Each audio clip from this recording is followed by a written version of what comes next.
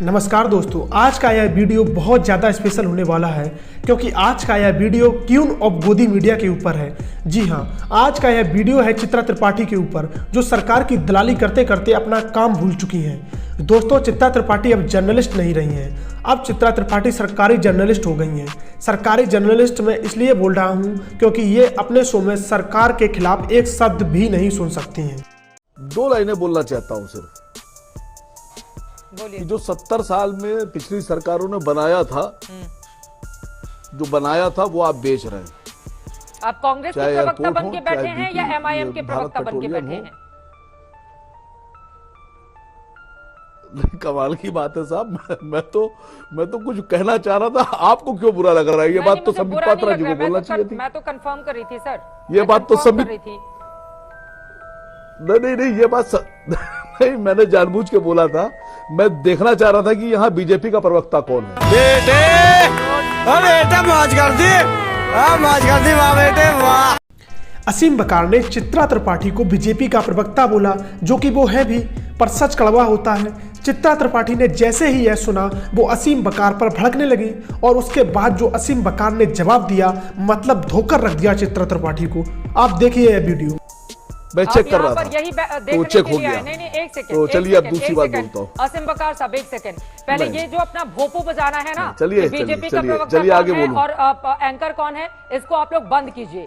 मसला कश्मीर का है और कश्मीर को लेकर जितनी संवेदनशीलता की उम्मीद की जानी चाहिए, मैं पूरी उम्मीद आपसे करती हूँ, ठीक है ना। आपका तो अभी अस्तित्व भी नहीं है कश्मीर में और आप यहाँ पर जैसी भाषा नहीं सर, एक सेकंड, जैसी भाषा नहीं, प्लीज अपने कायदे में रहें, अपने हाथ में रहें और मेरे सवाल का जवाब। जैसी भाषा मैं बोल रहा हूँ, जैसी भाषा मैं बोल रहा हूँ वैसी भाषा बोलिए, वरना भी मजबूरी में मुझे आप जैसी भाषा बोलना पड़ेगा।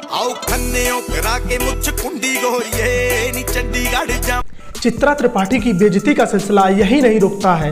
कांग्रेस के वरिष्ठ प्रवक्ता अखिलेश प्रताप सिंह, जो अपने तेज तर्रार जवाबों के लिए जाने जाते हैं, उन्होंने चित्रा त्रिपाठी को गोदी मीडिया जी कहकर संबोधित किया, जो कि चित्रा त्रिपाठी के लिए नया नहीं था। पर यह बात सुनकर चित्रा त्रिपाठी से रहा नहीं गया और उन्होंने अखिलेश प्रताप सिंह से पूछ ही लिया कि गोदी जी से आपका क्या मतलब है।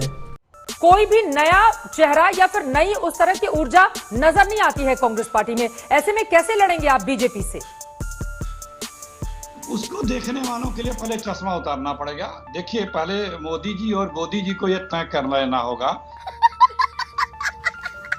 कि कांग्रेस पार्टी मजबूत है कि कमजोर है। और गोदी जी कहते हैं कि हम एकदम हाशिए पे हैं। गोदी जी से क्या मतलब है आपका? गोदी जी से क्या मतलब है? समझने वाले नहीं, समझने वाले। थोड़ा सा भी भगवान ने दी हो तो जरा उपयोग करो। दोस्तों, गोदी पत्रकारों की एक बहुत खास बात यह है कि ये अपने मालिक के प्रति बहुत वफादार होते हैं। ये अपने मालिक की बुराई नहीं सुन सकते, इसलिए जब भी कांग्रेस का कोई भी प्रवक्ता फैक्ट्स पर बात करता है तो गोदी पत्रकार उनकी बात को बीच में काटते जरूर हैं। और इसी चीज में चित्रा त्रिपाठी टॉप पर आती है अमीश देवगन BND के साथ में। आपके 7 विधायक हैं और आप गिना रहे हैं कि उनके मुख्यमंत्री कैसे बने। सारी नजर आपकी बीजेपी पर है, यही आपकी सबसे बड़ी दिक्कत है। आपकी भी दिक्कत यही है कि बीजेपी की निंदा नहीं सुन सकते। थोड़ी मर्यादा रखिए। अगर पलट के मैं आपके साथ सब बोलूं तो कैसा लगेगा? मैं नहीं बोलूं। दोस्तों, चित्रा त्रिपाठी को मोदी जी से एक अलग ही मोहब्बत है। वो अपनी हर डिबेट में बीजेपी और मोदी प्रेम जाहिर करती रहती हैं, पर इस बार उन्होंने आदमी गलत चुन लिया।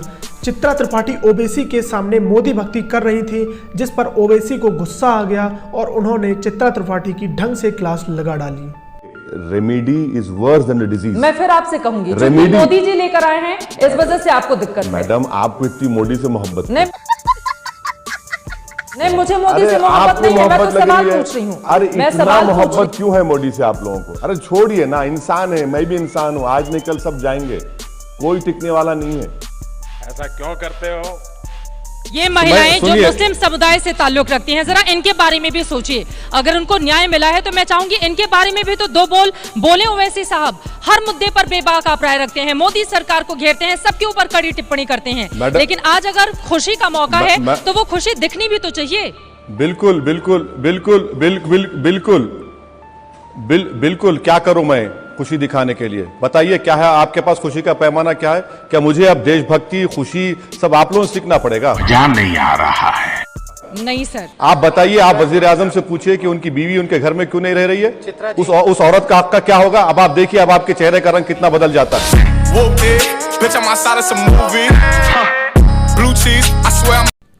चित्रा त्रिपाठी CAA और NRC पर जाने माने Indian poet screen writer Javed Akhtar साहब से बहस कर रही थी, पर वो गलती से भूल गई कि वो एक जर्नलिस्ट हैं और वो भाजपा की स्पोक पर्सन बनने लगी, जिस पर जावेद अख्तर साहब को बहुत गुस्सा आया और उन्होंने चित्रा त्रिपाठी को ऐसी लताड़ लगाई कि वो जिंदगी भर भूल नहीं पाएंगी।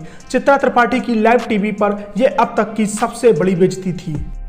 जावेद साहब, एक आखिरी सवाल का जवाब मैं आपसे चाहूंगी। तमाम बातें आपने कही, रोहिंग्या मुसलमान, सिया मुसलमानों की बात हुई, लेकिन देश का, हिंदुस्तान का मुसलमान क्यों डरा हुआ है?